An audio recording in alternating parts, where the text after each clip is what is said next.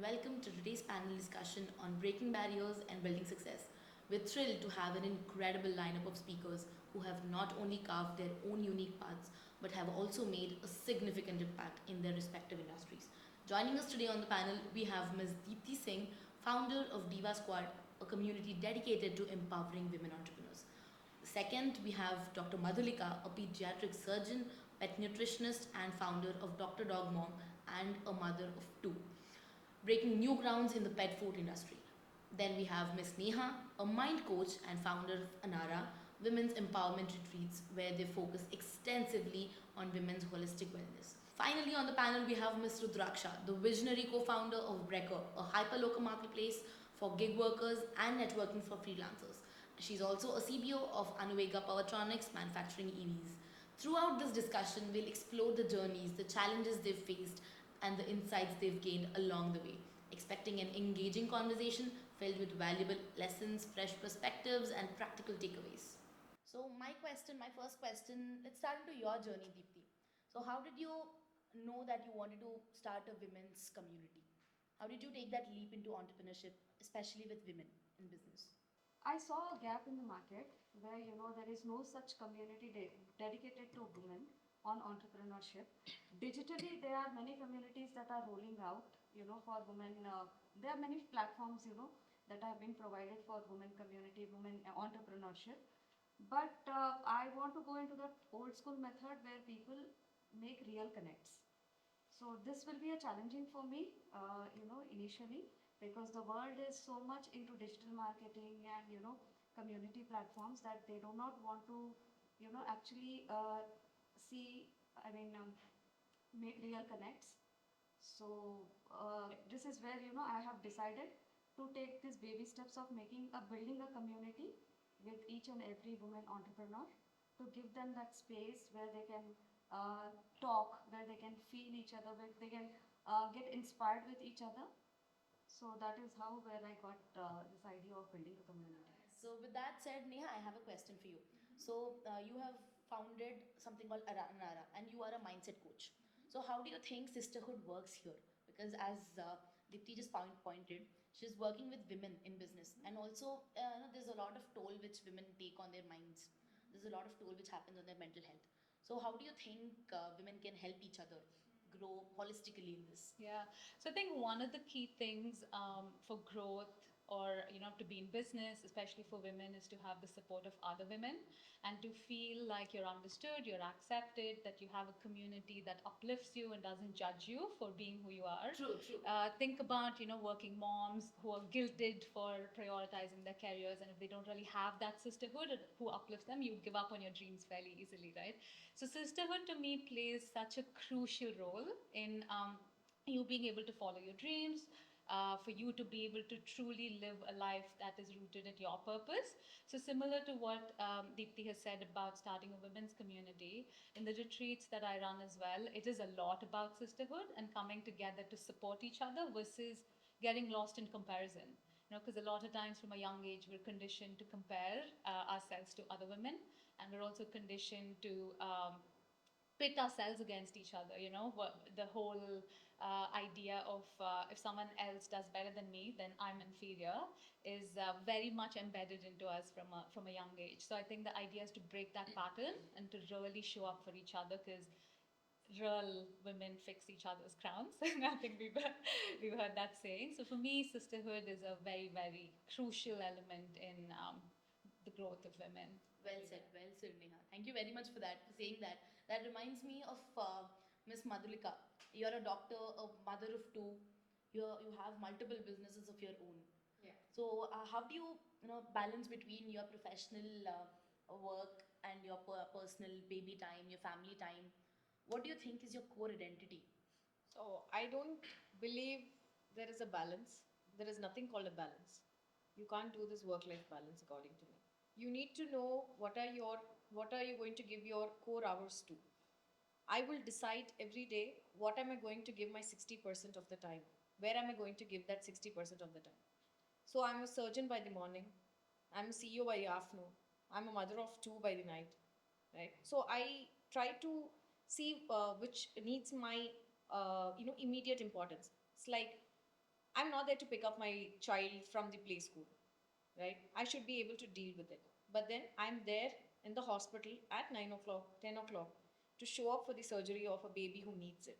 I fulfill my career as a surgeon over there, right? And then when my work is done, I know my priority right now is my business, where I have to go and take the task to the next level, scale it up over there. And then by the evening, I am there to be there with my children, spend the time with them without having that guilt trip, right? I'm there, right? So I don't believe in balance. I need to decide. I choose that. You need to have the choice making thing. Instead of getting to the guilt trip, go do the choice. Where are you going to give your 60% main core hours, and then go with it. Right. So society is always there to guilt trip us women into, like, there's always the professional side. If you want to focus on a career, there's always the family, there's always the society telling us, no, you're not focusing on your family. Yes. So with that said, thank you very much, Miss Madhulika. So with that said, I come to you, Rudraksha. So you are also a CBO of a EV company. You are a co-founder of a networking app. How do you think, because see, the networking space, the freelance space right now, be it women, be it men, anyone, it's a very crowded space, especially the tech space, the no, non-IT, IT, gig sector. How do you think the networking of freelancers can actually help, especially women, because not a lot of women are into freelancing. Right. So how do you think your platform can help them? So when it's coming to freelancing, and specifically in India, it's not that matured yet. It's just starting to kick off.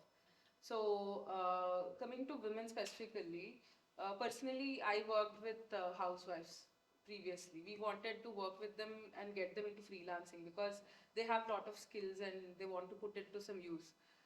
So I think this work culture that you find in freelancing can be a really flexible thing for women who have a lot of other responsibilities also equally. They have equal priorities. So again, like freelancing is a really nice profession to stick to, where you can get some time to work with whatever clients you need based on that month, what other responsibilities or occupations you have on the side. Apart from that, you can also work on skill development and building yourself. So these are some things that women can focus on parallelly while taking care of other responsibilities they have, be it their other profession or family or anything. And they can, go ahead in the freelancing and build a portfolio by the end of the day. 2 3 years down the lane, they need to have a portfolio for themselves so that they can put themselves out there, not like a freelancer, but like an individual entity or a company. So that's what they can do, and that's what Brecker wants women to do also when they're on the platform. Right. I think we have women from diverse fields here. Okay. So Neha, I have a question here for you. Being a life coach, you help people find clarity and confidence. So what was a defining moment in your life that led you to choose this profession? Um, so I was in the corporate world for over a decade, and there was a point in time in my life where I thought that was my purpose. Until I woke up one day and I was on my way to work, and there was this I guess existential crisis where I was like, is this it? Is this all there is to life? Going, like, waking up, going to work, sit on a computer, selling some makeup, and then come back and sleep, and you're stuck in this like rut, this chaos.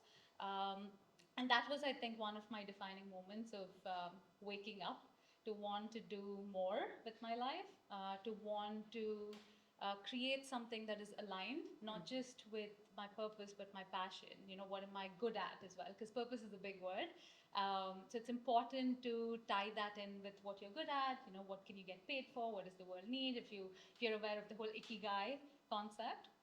So I did a lot of work on trying to find what my ikigai is. And then that's how I jumped into wanting to curate these holistic wellness retreats, because I felt like that was something that was missing in my life. To get to my understanding of what gives me joy, what is my reason to be, it took me a long time. And I felt like other women could probably benefit from the tools that work for me. And that's how I jumped into this totally different path of wanting to help other women find that clarity and confidence. Perfect, perfect. Lovely, lovely. So, As you mentioned, ikigai, right? So I would like to know from your perspective, Deepti, that what is your ikigai, because you've started a whole new community for women.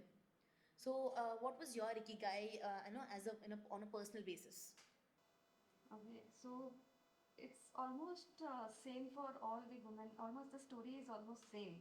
There's one point, there's one turnover in your life that where you want to give up that monotonous life of just doing what you are doing. So even I worked for corporate, and I did many events. Then there was a COVID. Then I had to take a break. Then I started with the kicked off with the events. Then ultimately, what I realized was this is not what I always wanted to do. So there was a point of time where I wanted to build a community because my network is huge. So I thought, why not make it make it in a more productive way, where once you get into that zone where you want your day to be productive. Right. Community and networking are very crucial for growth. Yes. So I thought, I just joined those links of my network and my community, and I'm trying to build it from the scratch now. Perfect, perfect. Like, how do you see the future of women supporting women in business? Yeah, actually, this is a very good question. Usually, the perspective, all the outside the community people, even men, women, have about women communities.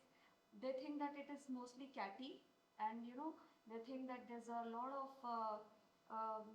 what do you say, women don't jealousy, and there's a lot of defaming, and there's a lot of body shaming that happens among the women community. This is what the perspective of generally people have. I'm not pointing towards men or anybody, but it's like women also feel that mostly women communities are catty, but it is not that. Usually women, There's a misconception about misconception, this. but it is not that. Women feel empowered with women around, women feel safe with women around, and women really lifts women. There's always a saying that for every successful man there is a woman behind him, but I feel behind every successful woman is also a woman. A woman, yes. Be it your mother, be it your Yes. grandmother, be it your sisters, your Friends, friends. make it your friend. Friends make Be it this panel also. In fact. Exactly. It's not every day that we wake up Yes. and we sit on a panel. Yes. So it has been a very empowering day for me And personally I as well. feel, yes, I feel that when that uplifting comes, and when that woman is ready to uplift other women, she is the first person to grow. She is the first person who grows, and then she lifts other women also. So if a few women change their perspective of making connections, not only for this financially or some monetary gains, and if they make really organic and true relationship, then they can excel. Got it. I mean, this will be a great community. You were bang on with the answer, really. So, with that said, actually, it reminds me, Rudraksha, because you also run a company and you have your own employees. So, being a founder, being a co-founder, being a CBO of a EV company.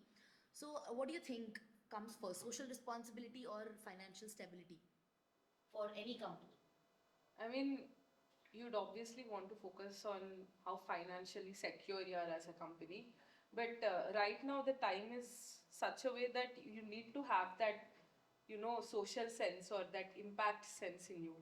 Even if you don't have it, everyone around you is speaking about it. Be it in terms of, doing in terms of environment or doing in terms of employment or anything.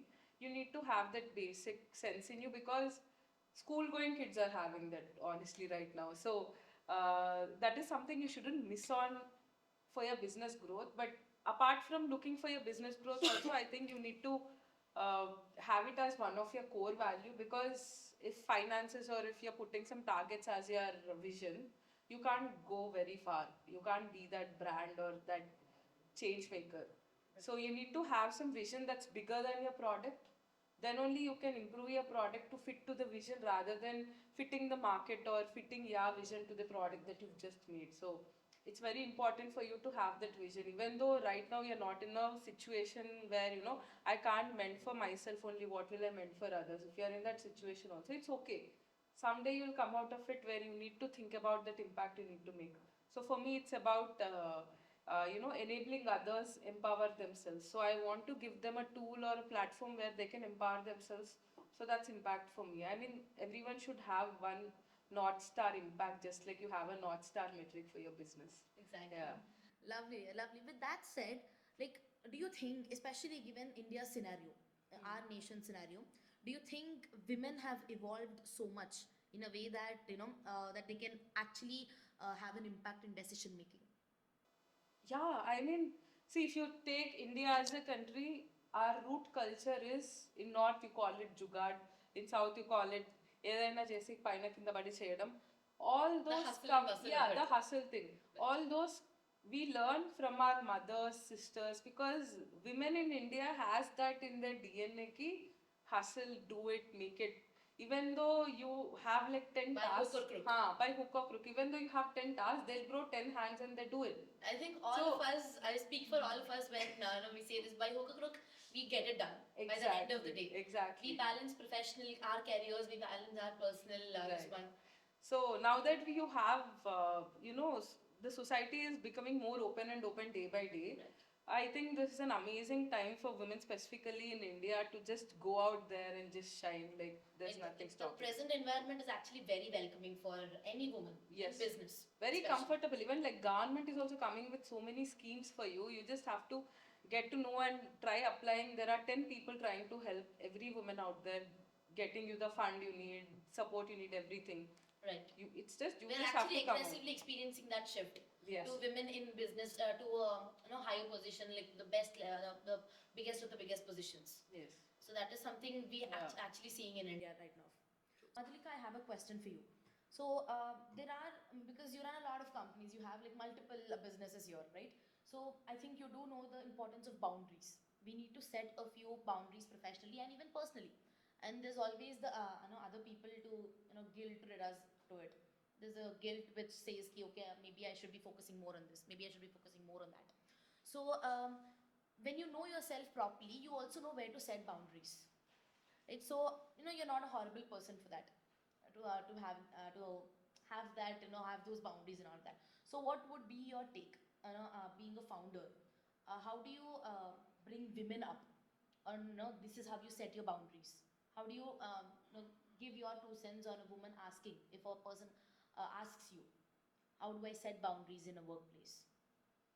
I think you should just be yourself and let them know that, see, there are two courses of action that we have to choose between. One is, if at all you're strong, independent, and assertive, you're called bossy, Right. right? If you start to be more collaborative with them, they call you weak. So you choose. You choose. If at all you want to, it's okay. If at all they want to call you bossy, let it be. Let it be. Period. Just the. It is what I it think is. it is what it is. So I think that's where you set the boundary. When they label you that way, just make sure that you're assertive there. Yes, I'm a bossy person myself. So people call me that. I'm like, yeah, I am it. So Neha, what would your take be on this? Yeah, I think The like boundaries in Madhulika- workplace and professional and personal boundaries. Yeah, I think in general, boundaries are important to live a fulfilled and happy life. And I also think that it's not the easiest thing to do. Because, like Madhulika said, a lot of times we're labeled for choosing what we want to choose, and we're probably labeled as bossy or selfish, or we're guilt tripped into feeling like less than for making the choices that prioritize ourselves, especially so as women. So I think there's a big piece in setting good boundaries that connects with self-acceptance, to truly know who you are, like you said, and accepting yourself at the deepest level, that it shouldn't matter to you what other people say. And I think that if it doesn't come to you naturally, which I think is more often the case for most women, the tools or the resources that helped me in my journey of setting boundaries are, one, a really strong support system, and that's why the whole sisterhood bit comes in. Having a community around you that uplifts you and doesn't shame you is super important.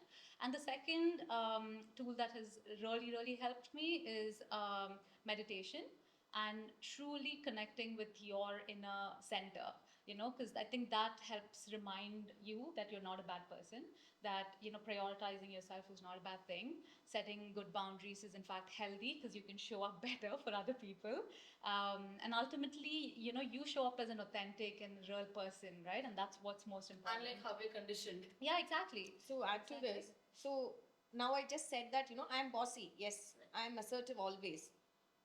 I didn't reach to this conclusion immediately. Like she said, it was difficult for me to accept before when people used to call me firebrand. I was labeled too many things in my hospital where, I've been into medical field for almost like 15, 17 years now. They called me with different names. And then I used to go back home. I used to be vulnerable. I used to cry. I used to go talk to my sisters. I have two sisters. So I used to say that, they're talking like this about me. So she said, yes, you are. You are that way. firebrand. Yes, you are. So Why not? what? Yeah. Just absorb it. Think, yes, you just start believing it because you are it, right? Just accept it and then be done with it. Now, when people call me whatever names it is, I don't even give a stare because you label me whatever you want because I know what I am, right? And you know what I am.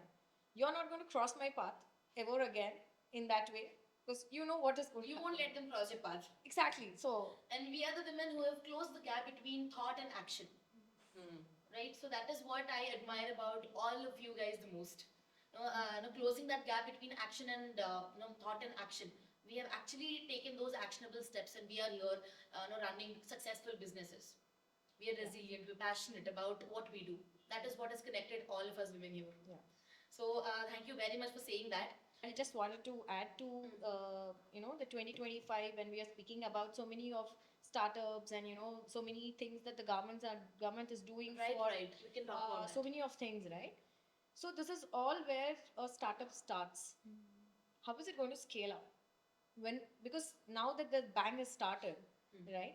We need more of the support system for scaling it up. Right. And that happens with two things that I would tell from my experiences. One is co-opt with other women businesses, right? Where Which you is will, where Deepti comes in.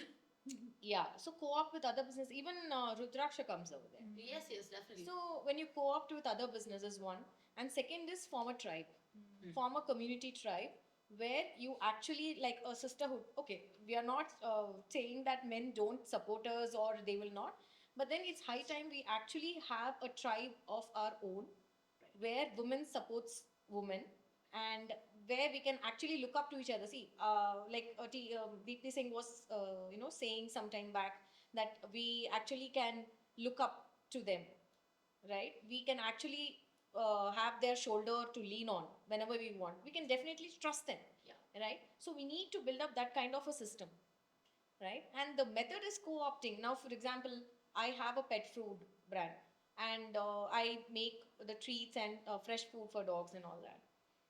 Now imagine, I always wanted to do the manufacturing myself, right?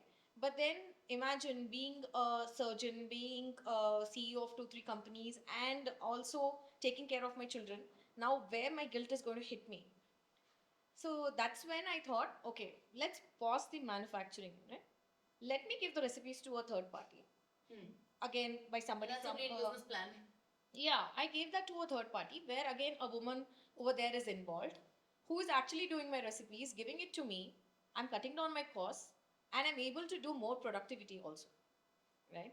So I think this is one of the method that we have to start implementing, that is co-opt, right? Women hand-holding women. Women Yes, holding exactly. women. Women bringing up women. Up women, exactly. Yes. So if at all we are able to align to this kind of a system, right? Instead of fitting into systems where which are actually not built for us, right?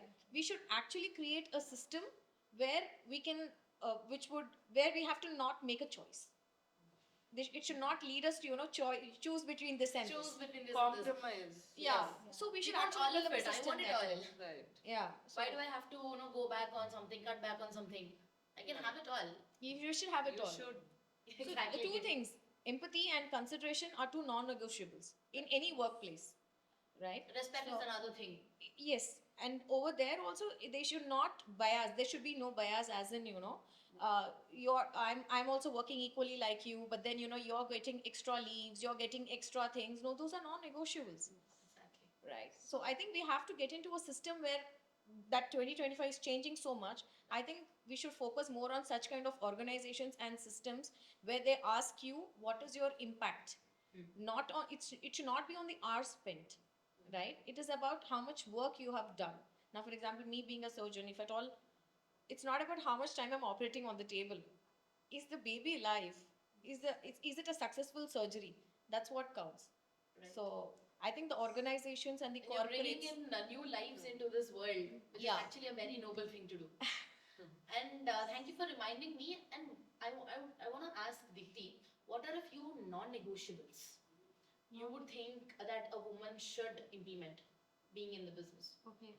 So after hearing, after knowing Madhulika and Rudra, see what I think is these women, they have given platform for women. Okay, without having those conditioning or without having those kind of comparisons, whether they are what do you say? They are very unconditionally doing this thing for the society.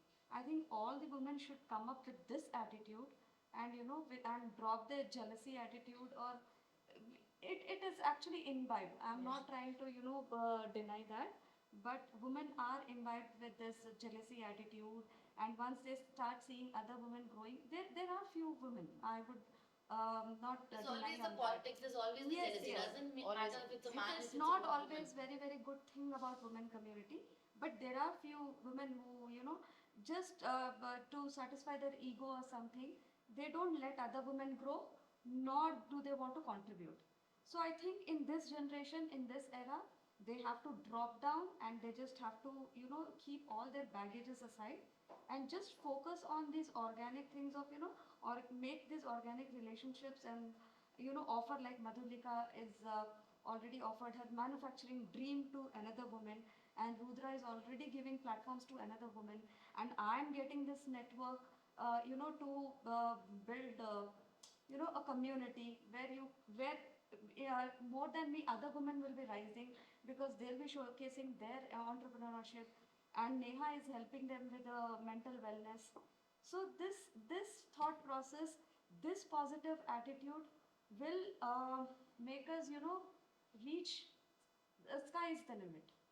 I think we should say a So, saying, yeah. co-op, don't compete. Yes, co-op, don't Exactly. compete. Yeah. That's nice. Co-create. Exactly. And don't Co-create, compete. yeah. Just leave all those baggages and just uplift the woman and try it. So yes, so I also have one question to ask you guys.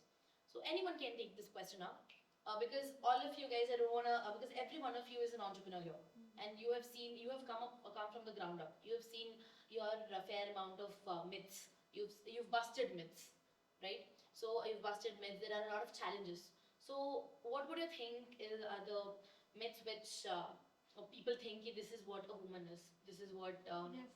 so, do you have any such myths which you have busted?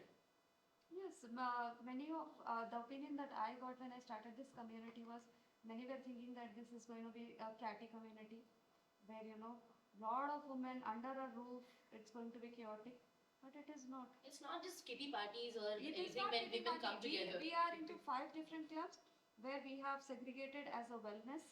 We have segregated it to a pet squad. We have segregated it to a business boost, and also a lifestyle. I mean, and mindfulness, fitness and mindfulness. So in this 5 different these things segments, we will be focusing on women of different interest. So this is not going to be a kitty party community at all. So, and this is not be enforced community, where we will ask women to join in for whatever terms and whatever memberships, like normally clubs do. We are not doing that. We are giving them 5 different segments, where they can choose their own segment, and they can just hang out with the people of their squad. It's like So- women in workplaces, we help each other. See, Yes. looking at you, looking at women like us, Yes. other women also, it's a very big thing. If another woman is stepping up, okay, I also want to be in such a position. Looking at such people, looking at women like you, if one other woman, many other women, if they come into positions like this, I'm very sure India is going to be great. India Yes. has actually started from a matrilineal this one. See, I don't know how much percentage we will be contributing to India as in, Even but 1% it will, matters. yes, but Each this person.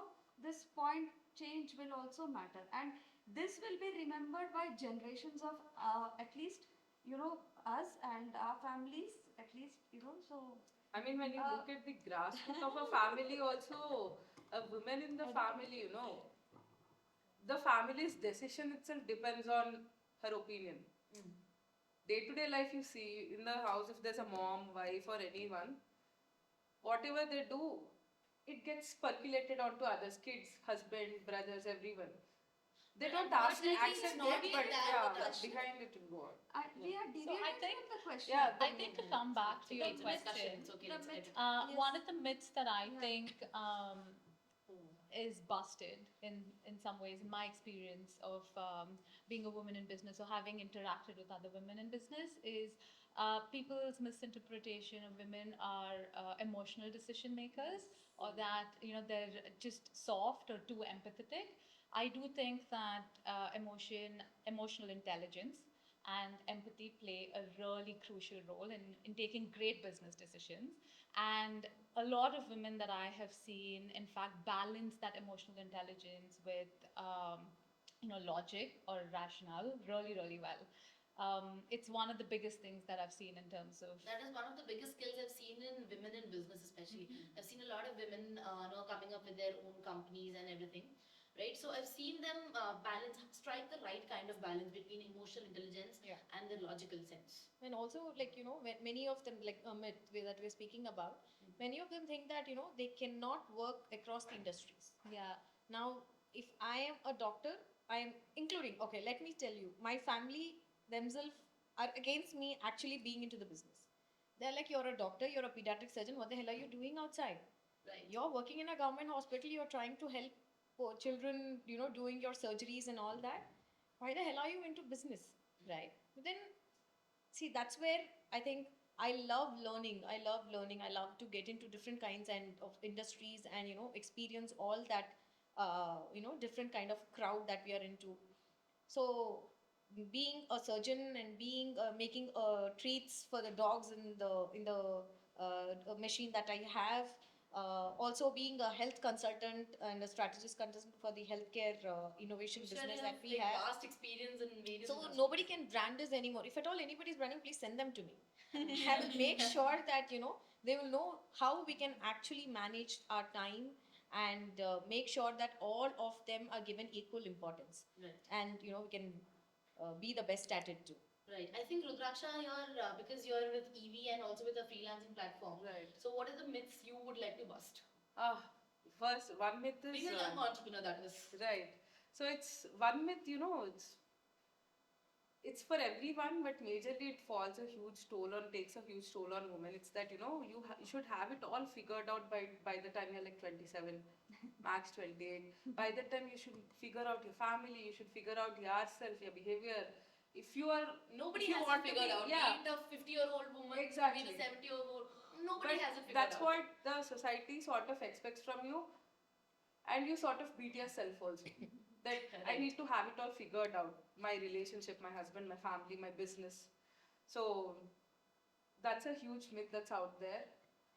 It's okay if you want to do something big that's gonna take some time. So even in case you have people like punching you, saying that you need to be this, you should have been this, look at them, look at them. Right. There's No, always don't the give a damn. comparison. There's Yeah, always the yeah. comparison. Don't give a damn. There are many of them are not doing what you are doing. They're not as bold as you. If you feel that, you can just go out. So that's one huge myth that's out there. Right. Yeah. So, Neha, with that said, Rudraksha said it in a very, Rudraksha. resonating manner. I could actually resonate to you. Why not? Why only business? Why not that? Why not software? Why not IT? You can earn more. Yes. Why only business? Why are you here? You have to network a lot. You have to speak to a lot of men. Right? There's always this myth which goes on in my family as well. Being the first woman in business, I think you guys can resonate with that. Being the first in business, being the first woman going out there, being out there in the market. I think Madhulika has something to say on this. No, it's just that I was many times demotivated, right? Because I started my company by myself, and I used to do the treats. I used to pack myself, right? And this was immediately after my first delivery, and I was called all names, you know, being a doctor, what the hell are you doing, and all that. So I took a setback. I wish I found somebody like Neha then, right back then. It took my journey a year back. It's almost like I got stagnated for a year because I started self doubting. I think Neha has more to say about it, but I started doing the self doubting then. It was like more than a year when my husband put sense into my head.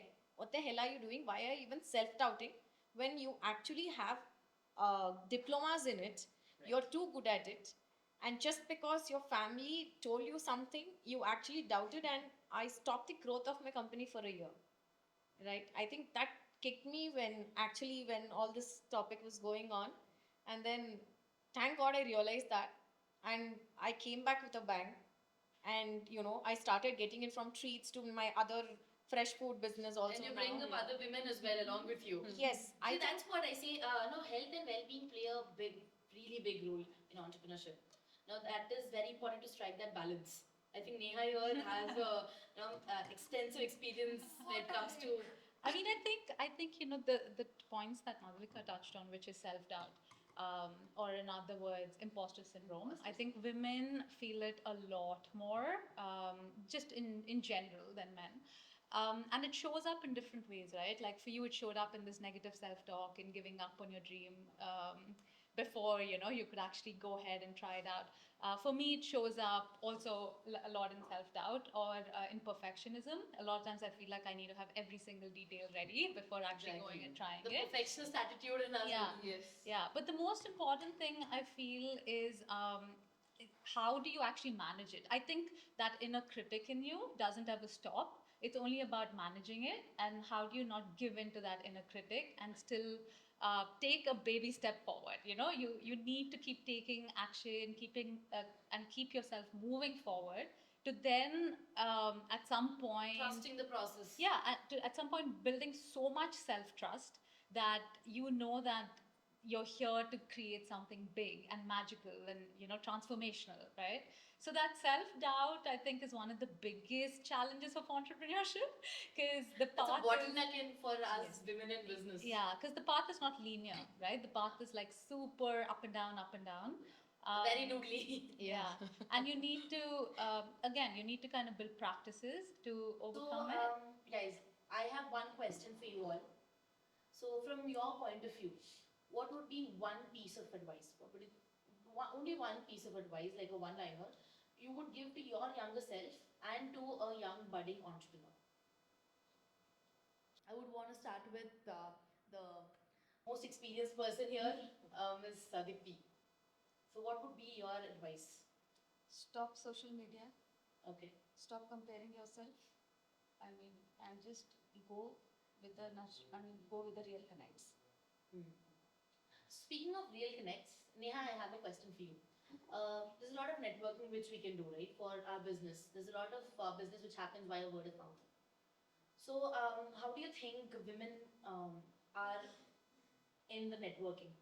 There's a lot of this one happens, which happens in a networking, because if we go into a networking conclave, we see 80% of the this one is men, and 20% we find a lot of females. So, how do you think that networking landscape can change? Um, I think the first thing is to build a personal brand. I think women should build a personal brand, whatever they stand for, how authentically they can show up. And the second thing is we do need more women's networking spaces, where we're actually able to talk business without. Something like Diva Squad. Exactly. Something like Diva Squad. When we're able to connect with women entrepreneurs, women leaders, women in business from a wide range of industries with whom we can co create. And where the ecosystem also enables you to talk business and not be judged for being ambitious, which is what happens mostly. So I think a women's networking group like Diva Like Squad would be Madhulika said, amazing. co-opt and not compete. yes, co-opt, co-work, but then not compete. Right. And with that said, Neha, I have a question for you, Madhulika. So I think you know that because you have founded a lot of this companies again. So if you want some investment, some kind of an investment from a angel investor or something, being a solo female entrepreneur, what kind of challenges have you faced? See, Or the what main kind of challenge challenges do you think women can face? women can face challenges when they don't have the proper knowledge about their product themselves, or how it is going to be, creating or fill in the gaps, or is it actually market ready, is it the market fit, right? So if at all they don't have any knowledge towards that, then it's going to be a problem. And also they need to have that expertise, that niche expertise that we have been speaking about. If at all they have that niche expertise, what makes them stand apart from their other people who make the same or similar kind of product, that is one. And they need to be really good with their data, right? And like Neha was saying, the statistics, they should be very much sure of that, and a very much selling story. That should, I think that is the triad that we can speak about, right? The niche experience, the data, and also the storytelling. When these three are aligned together, I think the investors would definitely be looking forward to invest in your company, because they want to see that numbers. They want to see what they're getting into, and they want to see, are we committed enough, right? That will that they can know by the way we are actually doing the storytelling. Right. I think here, I think Rudarksha can add on to this. A good story can be said in a wrong, in a bad way, told in a bad way. So I think you've seen a lot of elevator pitches. You might have given a lot of elevator pitches. So do you have any advice for young entrepreneurs who are budding in this area, especially, to maybe fine tune their elevator pitch, or how can they grow in this business? Right. So right now, honestly, there's a lot of what do you say? There's a lot of energy in the startup ecosystem. Everyone wants to be part of it some way or other way. Like school kids are trying to get into it. So there's so much of Getting to the 9 to 5 Yes, exactly routines. Yeah. yes, everyone wants a bite in it. So don't give so much damn about all the hype or whatever is happening. You know your problem statement, put it in simple words. If you have to explain yourself that problem statement, how simple you'd explain, just put it out there and tell how you are solving it and what would be the impact after you solve it. And obviously show them the numbers saying that, this would be my projections. That is it. They don't need any over the top things. To be honest, people who get funding are the ones who are like straight to the point, simple. They just solve that problem and they just get you money. So it's don't get into the hype. Don't keep listening to so many things.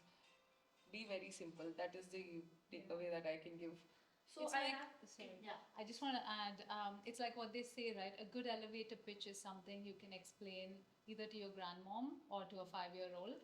Right. I think that's what is super crucial in Yeah. starting a business and being able to explain what you do to investors or to anybody else, even a customer for that matter. This reminds me of a question. So there are a lot of business owners and a lot of people who are like who coming up with businesses right at the age of 15, as you mentioned. So do you think a structured education is necessary for anyone to start a business, or do you think real world experience matters the most?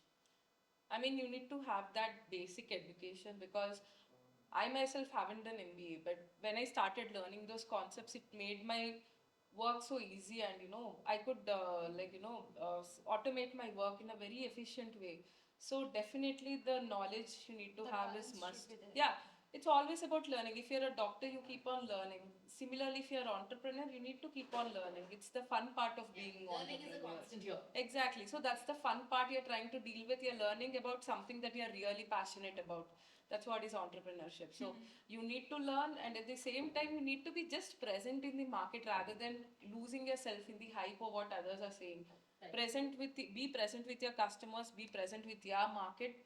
I mean, that will make you stand out. That's what is going to make you a unicorn. Simple. Right. I think learning as a Yeah. constant is very much applicable to Madhulika as a doctor, because you're a doctor, you're a pediatric surgeon, you're with babies and you're with puppies. Yes, yes, that's a fun part. And you have a PhD as well. How do you think this learning curve happens for women? I think I don't know about women. Yes, let me speak about myself, because mine is having a very big learning curve. Starting from MBBS, which was like 5.5 years, and then doing MS for 3 years, and then working, and then again doing a super specialty course for 3 years, right? So medical itself took half my life. So after that, again, I did my pet nutrition, 2 courses were internationally certified, and then I did a diploma in laparoscopy.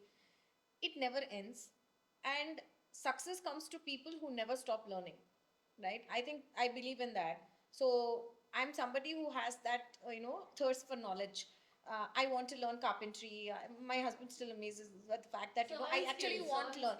Yeah, I want to learn everything. I want to learn pottery. I want to learn this. I want to learn that. He's like, when will you stop learning these courses? I was like, it gives me that peace of mind. I feel like I'm uplifted. Somewhere it is going to be of use for me, right? It's basically like when somebody comes and asks you, do you know this? I don't want to say I don't know. Jack of all trades. We want to know about everything. Yes, and then there's another half of also the jack of all trades, right? But it's still better than master of one.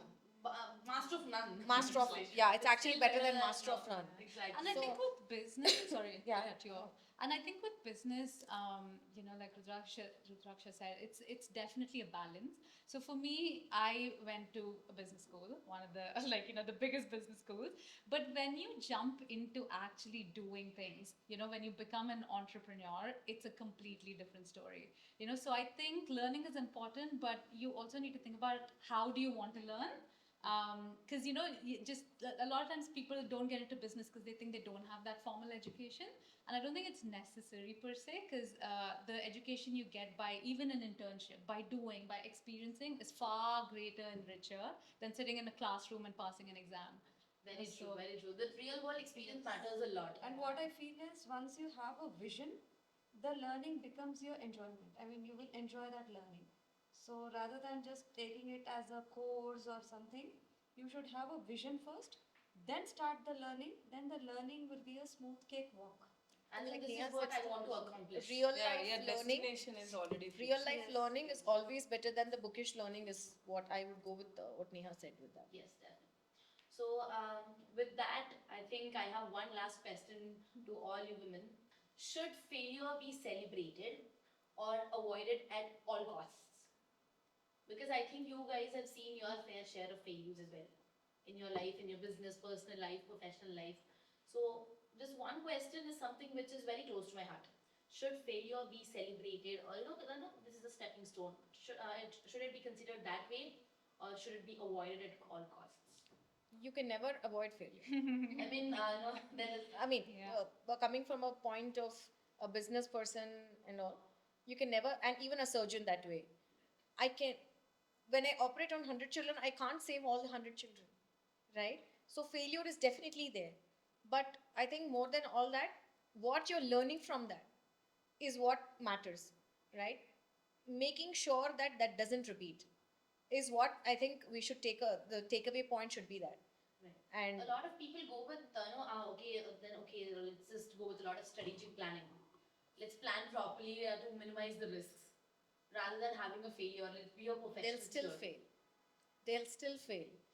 But like I said, get going. What's the next step? You should never get back.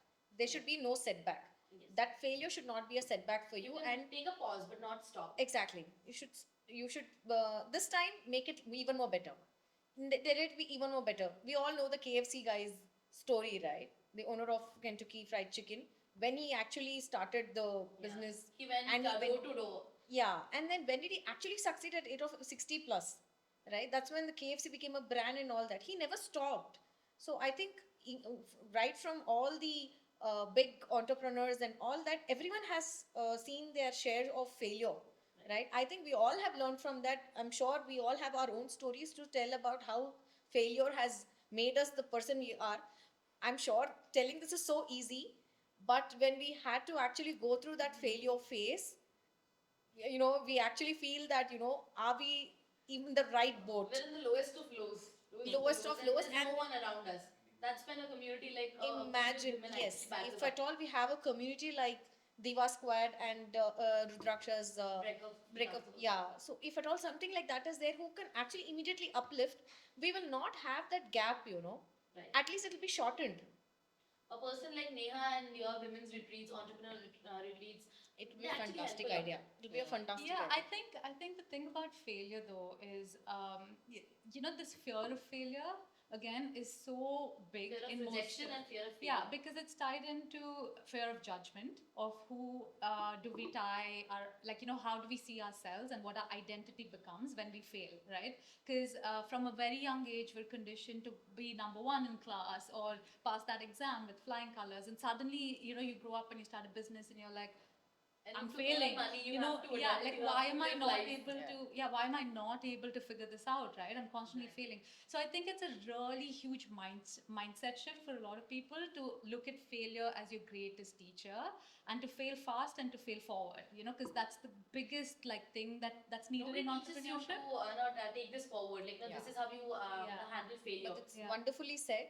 Even my go-to is fail fast. Yeah, fail Fail fast. Because I think there's Get down at the nearest train station. Yeah. Work on it then immediately. Yeah. Right? Yeah, because the longer you wait, the bigger it is in your head. The anticipation becomes so huge that then you stop acting. And then you Right. think, oh, I don't want to be a There's failure. only I the don't wanna be thought a process, failure. there's only the procrastination which keeps going on. Yes. And when you're talking about acting quickly on failures and all that, you can constantly be in that mindset when you are working on something that you really like or really passionate about.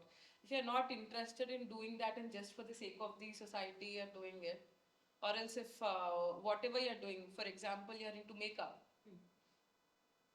even though the society is not accepting, even if you are into the makeup and if you try to grow in it, even when you face failures, you'll be fine with it. You'll take it, you'll have more energy to take it sportively because we are humans, we'll get tired at some point in time.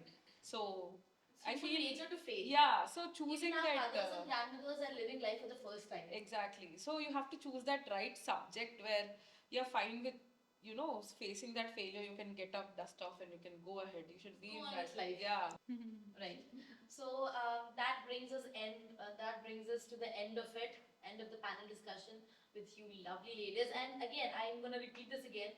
It's not every day that I get to host a panel of beautiful, accomplished entrepreneurs here. Thank you very much for being on the show. But I have one last thing for you guys. I have a rapid fire round session. If Now you I'm guys are worried. ready, I have a few surprise questions. Brace ourselves. Now I'm worried. Where's the hamper? Okay, yeah, do we have a hamper or something like that? Yes, you do have a Hampers. hamper. They'll give one leaf. They'll give a leave. I think are the hampers inside that?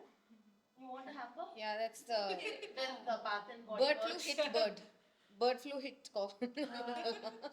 So my first question is for Rudarksha, because you're the youngest entrepreneur here. Yeah. So what's more stressful, negotiating with investors or choosing a Netflix show? Netflix show any day. I mean, at least I have a path to, I have a format in my mind to speak what to speak to investors. But Netflix, it's like at times I play 15 minutes of that movie and still it's not good. I go for something else on Netflix. Yeah. So choosing a Netflix show is always the Yeah, hardest like part. I complete my food by the time I Yeah, choose by that show. Ah, true. The next meal of the day is also done. So true. Right. Lovely. So next for Deepti, would you rather have unlimited funding or 1 million loyal customers or clients? No funding. Anytime, loyal customers. Anytime. Yes. So you're choosing social responsibility here and not financial stability for divas. If given a choice, I will choose a balance. But yes, social responsibility is much important for me. Because unlimited funding, again, it will bring in unlimited troubles for me. Yes. Because it has to You're answerable to all Yes, investors. I'm answerable to all investors. Then it will income not be a tax founder. officer, and I Deepti. can't It will be sleep. like a co-founder. Deepti. Yeah, I can't sleep with all that money peacefully. So I'm happy with my 1 million members, loyal members. Perfect. So now my next question to Neha. What's the most bizarre business idea you've ever had? I mean, never say bizarre, but. Or the funniest, or you can call it funniest. To Please create. don't tell Pani Puri stall. Okay, as I know founder. this. So, you know how we always have some moods which are blah, right? So I kind of wanted to once create blah blah parties where everyone just comes and breathes blah. That's all. You pay to be blah. I think I'm gonna attend that. Yeah, exactly. So I really was quite serious, at one time, and I'm like, yeah, Blah, this is a blah. great idea. We should kind of do blah blah parties. I find every idea of mine great. Anything that needs to be an emoji with blah. Yeah, exactly. Blah. I mean, like, I don't know what I'm doing. I have a theme Yeah. party in Diva's pod. Blah. Blah. Blah. It's actually a great idea. So, and then comes Madhulika. If your life was a movie, what would be the title of it? Women in chaos. Women in chaos. Okay, I want every one of you to answer this question. So, Oh. what would if your life was a movie? Like, take it in every sense, negative, positive. I think I would say jack of all trades. Okay, I would say adventure in progress. Okay, maybe choose something funny. Hmm. Okay, adventure in progress. Jackie the Jill. Spider Woman. Spider Woman. Right. Why Climb not? 2 walls. Yes. Networking. Oh Networking. my Oh, god, that's a good one. That's a good one. You're weaving the web for all the women. Yes. Yeah, that's a Why great not way. Spider Woman? I'm already looking for spider. That's really cool. idea. Crisis and clarity. Crisis and clarity. Yeah. Oh. That's my YouTube page also. So. But yeah, I really like that dream. Yeah, I Being in think crisis also and would getting be, clarity. Rapunzel part 2, something like that. Perfect. So that brings us to the end of the show. Thank you very much, guys. Thank you. Thank you. You've done wonderfully us. well. Amazing. You're glad to be Amazing. here. That was such a powerful discussion. The insights shared today remind us that success is not a straight path. It's full of challenges, learning curves, and breakthrough moments. As you take in everything from this conversation, I encourage you to reflect on how you can apply these lessons to your own journey. Whether you're an aspiring entrepreneur, a leader, or someone looking to break barriers in your field, remember, every big success starts from a single step. Thank you for tuning in, and a huge shout out to our incredible panelists for their time and wisdom. If this discussion resonated with you, don't forget to share it and stay connected with us for more inspiring conversations on the Business Couch Show. Until next time, keep striving, keep innovating, and keep pushing boundaries.